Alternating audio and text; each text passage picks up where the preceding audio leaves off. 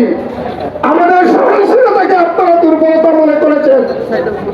আমরা বলতে চাই বারবার, টুকু তুমি খেয়ে যাও ধান, এবার আসিলে টুকু প্রতিও প্রাণ। আমরা অনেক কষ্ট করেছি, অনেক কষ্ট করেছি, অনেক সহনশীল হয়েছি।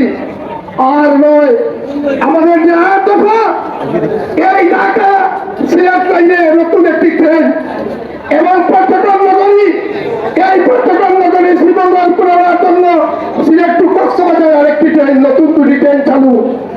জোড়াজুন্না ইঞ্জিন অন্যান্য লাইনের অত্যন্ত ইঞ্জিনগুলো এই লাইনে নিয়ে আসা হয়েছে। অন্য লাইনের জোড়াজুন্না বগিগুলা এই সিলেট লাইনে নিয়ে আসা হয়েছে।